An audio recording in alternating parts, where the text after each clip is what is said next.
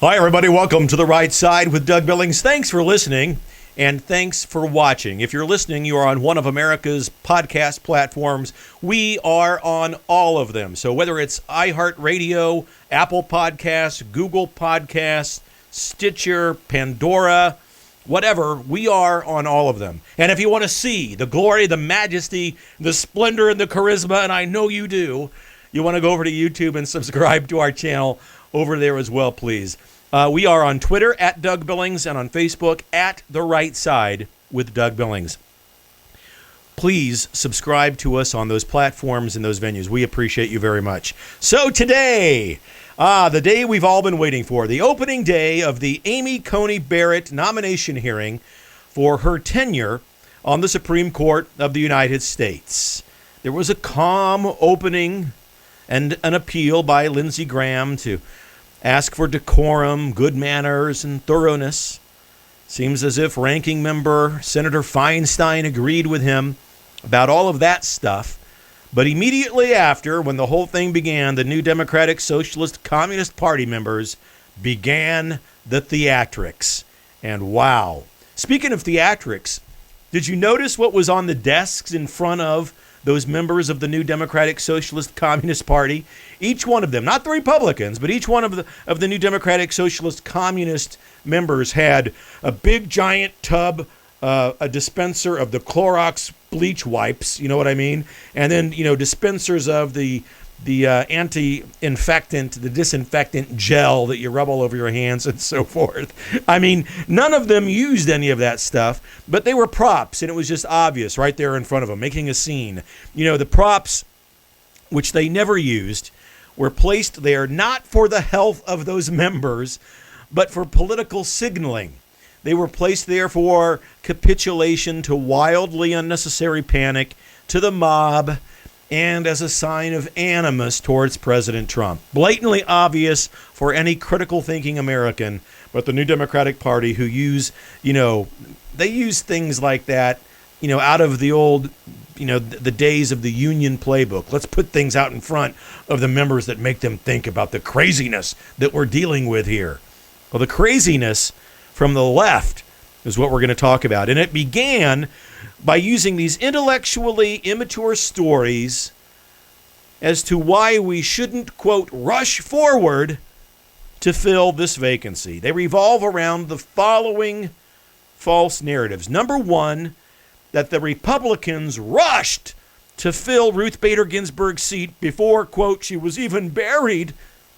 And number two, that COVID-19 is the fault of President Trump and his response to it has been a debacle. And number three, that the current state of the economy, the job losses, and et cetera, is the fault of President Trump. All right, all of those things were in some form or fashion a common theme and a thread through all of the speeches given by the New Democratic Socialist Communist members this morning. So let me address them one at a time with you today. First of all, the claim that the Republicans, quote, rushed to fill Ruth Bader Ginsburg's seat before she was even buried. Okay, so pure theatrics. There's one requirement made clear in the Constitution, that each vacancy is to be filled by the sitting president as soon as possible. Ruth Bader Ginsburg herself said that any president should fill any Supreme Court when that opening occurs. And for those of you who highly honor RBG and honor her words and her actions and her career, there are no, quote, my most fervent last wish articles in the Constitution of the United States. The American people, by a vast majority, believe that the Democratic Socialist Communists would do the exact same thing if the roles were reversed. They would fill the seat, ladies and gentlemen. No one believes that they wouldn't. It's crazy. So, the only reason why the New Democratic Socialist Communist Party members keep on saying this is, one, it's intellectually immature. It's really stupid to say it. And number two, they do it. This is their mantra. It makes their base light up. Oh, that's right. Yeah, don't fill it till the next election. We want a chance to say. Well, Sorry, presidents are elected for 4 years, not 3.5. And the argument against it is just not smart. Number 2, COVID-19 is the fault of President Trump. It's his fault. This is perhaps the most intellectually immature posturing of the Democrat, Socialist, Communist that I can think of. The virus is the China virus for a reason. It came from China. Oh, but that's racist, Doug. That's xenophobic. How dare you call it the China virus? That hurts their feelings. It's racist. It's very painful for people to hear this. Well, I mean, it's true. We're not calling it the Chinese virus, as if the Chinese people did this to us. We're naming the continent from which the virus came, the China virus. And if you think that's insulting, you were given too many participation trophies as a child. And you didn't get your back end spanked enough when you began to wail and cry and pitch fits about things that you couldn't control in life. You were the children who sat down in the aisles of the shopping market and threw hissy fits. It's insulting to call it the China virus. Give me a break. All of what I'm about to say has been said before, but to recap, for the sake of the intellectually immature, Trump almost immediately shut down the entire country, and immediately after that, the new Democratic Socialist Communist leadership in the government defied the president, called him xenophobic and racist, and hurled insults at him, railed upon him, mocked him. Pelosi goes to Chinatown. It's on film. You've seen it. Come on out. This is not dangerous. This is not going to be any big deal. Bring your children and come out to eat. They were caught with their pants down, ladies and gentlemen. Trump did everything that he could do to shut it down, the virus down. To Schumer, Pelosi, and the others, they did everything they could because they just don't like him. They want to resist at every move and every opportunity. And that's another thing that the intellectually mature, critical thinking Americans are really just pissed about. Everything that they do, since the day he came down the escalator, they wanted to derail and have coup after coup after coup attempt to get this president out of office. And we are sick and tired of it. And if you fall into the camp where you think those things are justified and reasonable and rational, there's nothing I can do to help you. But more importantly, let me say this loud and clear. It is not the constitutional duty of any president to fight plagues or pandemics. Show me where in the Constitution it says I'm wrong about that.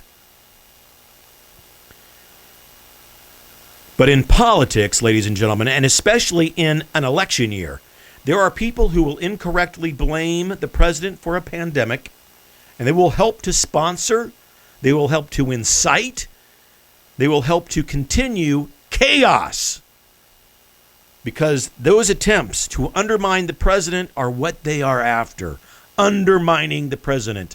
Members of our government who put a hand on a Bible and raise the other to God to say that they defend the Constitution are now purposefully trying to destroy it and to destroy one of its branches of government, the presidency, just because someone that they happen not to like personally is in the office. The evidence of the obvious about this is sufficient, ladies and gentlemen. The mob, the riots, the looting, the arson, the anarchy that has been on full display since the beginning of this year. It's not only a display of the new Democratic Socialist Communist Party's electoral base, it's a demonstration of their key philosophy to dismantle our republic. The burning of American cities this year is done on purpose. In cities led and managed by members of the new Democratic Socialist Communist Party. It's been done on purpose not to protest the death of any human being, and not to complain about the systemic racism that they claim is happening and has happened in America in our history, and not about systemic racism in law enforcement. It's not about any of that. Those were just excuses to invoke their philosophy of destruction of our republic and their intent to divorce themselves from our republic. The riots are sponsored by the New Democratic Socialist Communist Party. In an attempt to spread chaos, they view chaos and love chaos. They want it. They need it. They thrive on it because, and especially in an election year, they think that it hurts the president. They think that people see chaos and they go, well, wait a minute, maybe the leadership of our country isn't doing a good job. That's the hope of the New Democratic Socialist Party. That's their business model, if you will. What they have done, quite literally, the members of the New Democratic Socialist Communist Party, is paid for the destruction of America, and they've bailed out the anarchists who have participated in this, led the initiatives for it, and they have then, because of those things, named themselves culpable in all of the riots, the looting, the arson, the rape, the murder that has taken place throughout our country in those cities, led by the New Democratic Socialist Communist Party. And that quite handily leads us to the third point that I want to discuss with you, that the Democratic Socialist Party mentioned this morning. They said that the current state of the economy and the job loss that we're experiencing is the fault of President Trump. Now, they're not only using Amy Coney Barrett's nomination as the platform to say that. They've said it in the debates. They've said it on the political trail throughout this year. But look, at the beginning of this pandemic, we didn't know the full power or the extent of which this thing would interact with us. We didn't know how to combat it at first. That's why Trump shut everything down. We'll shut everything down, let us get our wits about us, and figure out how to attack this. But unlike any other president in our history, Trump took drastic action, shutting it all down. But he did this also. He mobilized the private sector in ways that have not been done ever in the history of our republic, and this includes the time during World War II. In an extreme move, out of an abundance of caution, President Trump took the unprecedented action to shut the country down to all travel. In and out. You couldn't get in or out, and began the single most significant mobilization of our private manufacturing and healthcare sectors in the history of our republic. From ventilators to PPE to research and vaccines, the president has acted effectively and with substance. The economy was shut down initially due to an abundance of caution. President Trump led the nation with hope, with science and action. Now, there are people out there who just don't like President Trump's personality. They don't like him as a person, and they think he's abrasive. They don't like the way that he tweets. All right, that's fine. They resort to adolescent immaturity. Hey, the orange man is tweeting again. It's 3 a.m. It's 6 a.m. It's midnight. People, calling him rump, calling him orange man, please. 7th graders act better than that. It's fine that people have their own opinions, okay? It's fine. But what's not right is that the media in this country, almost all media outlets, and its members are this is treacherous. They are anti-Trump, and they use their roles within the media to tell lies, and they spin their false narratives. It's not based in sound journalism. They don't use sound journalistic principles to report you the stories. Their only motivation is to get Trump out any way they can. We saw it before his inauguration, after the election in 2016, the crybabies, whoa, Hillary lost. Again, they got too many participation trophies they can't handle. They have no coping mechanisms when they're faced with adversity or challenges or defeat. They don't know how to pick themselves up and try again. All they can do is cry and complain, resist, and burn. Burn America. They overlook and they fail to report the monumental COVID victories that Trump and his administration have accomplished, and they choose to lie to the American people, telling them that the wrecked economy and the lost jobs are his fault. Let me tell you about that. After we learned how to combat and win against the COVID-19 virus, we learned how to reopen our economy and to put people back in work, in jobs that were lost, and by creating new jobs. This has been seen all over the country, especially in states that are led and managed by Republican leadership, I've got to say. States that are run and managed by the Democratic Socialist Communist leadership still are in lockdown, shutdown mode, or threaten to do it again in the near future. Part of learning about the virus was discovering that it is not the automatic death sentence that the media and members of the New Democratic Socialist Communist Party would have you believe. It is not the zombie apocalypse. Democratic Socialist Communist Party members would have you believe that it's an automatic death sentence. And when you hear them report new cases of COVID are discovered, what they want you to hear is new deaths from COVID. And that's just not true. And we have to say it out loud and often. New cases of COVID-19 is not a bad thing, especially when you look at the infection to death ratio of this virus. I'm going to give you 4 zeros and a 3. 0.00003%. That's the infection to death ratio of this dreaded virus. The dreaded virus that's so deadly, the only way that you know you have it is to be tested for it. This thing is highly survivable. Like all viruses, it has a profound effect on the elderly and those people who are medically fragile. And if you are elderly and if you're medically fragile, you should take care of yourselves. And like any virus, it can also strike and kill the young and healthy. The thing is, ladies and gentlemen, it hasn't killed as many people as the media is telling you. It's clearly not Donald Trump's fault. We've done stories in the past and looked them up on our YouTube channel. In May, a story about the death certificates issued in this country from May to August, not 200,000 deaths, 17,624, when COVID is the primary cause of death. We don't even get to massive death numbers until you get to age 75. And 78 just so happens to be the average life expectancy of people in the United States. So it's not the zombie apocalypse. It's part of the mantra of chaos. They want to continue to spin chaos because they think it makes Trump look bad and it makes you feel as if maybe we should try new leadership. Here's something else.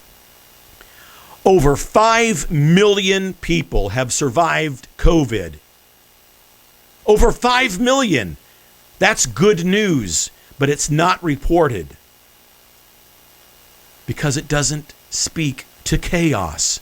Good news isn't chaos. Good news is calming. Good news makes us feel good. Imagine that. The New Democratic Socialist Party and the media will have none of that. We're going to scare the hell out of you, and we're going to continue to scare the hell out of you throughout the entire election cycle. The wrecked economy is the fault of leadership from the New Democratic Socialist Communist Party. They continue to keep their states locked down, closing all of us from going to work.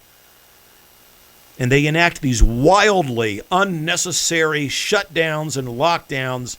And there's no rational reason to continue to do it.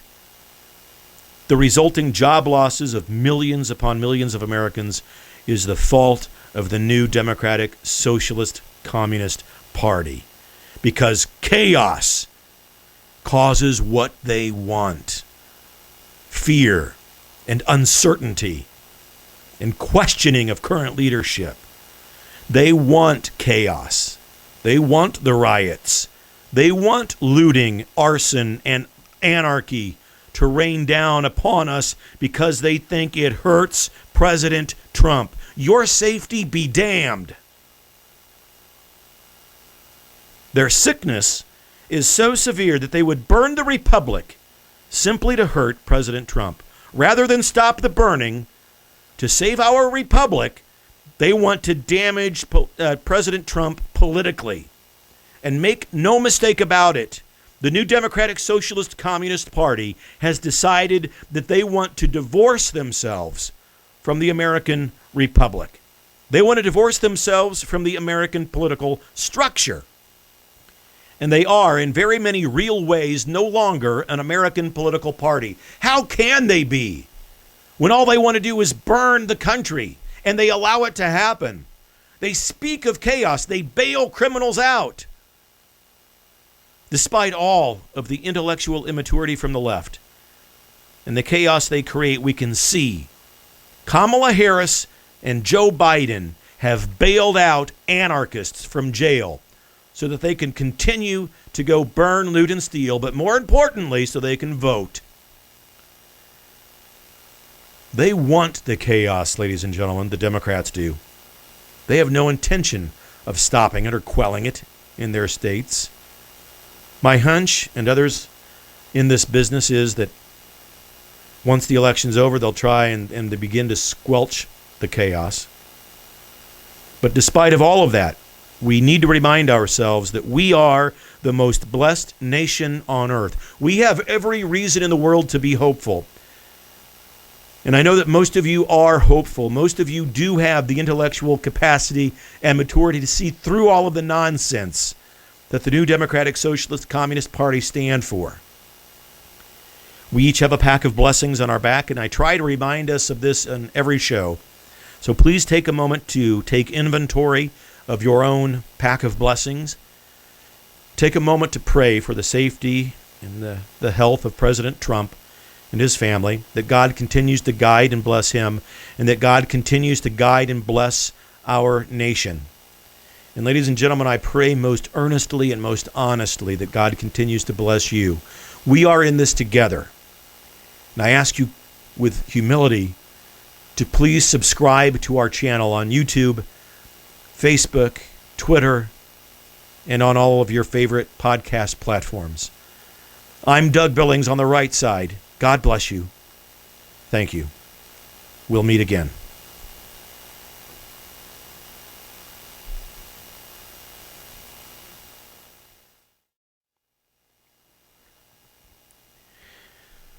Ladies and gentlemen, hi, Doug Billings here on the right side. You know, it's not every day that we here at the program get to meet someone who rubs elbows with American heroes. But we've done just that, and he's become a friend of the program, and we're grateful for it. The Commander's Artist, otherwise known on Twitter as The Real Mad Dog 58. Make sure you look him up and give him a follow on Twitter at The Real Mad Dog 58.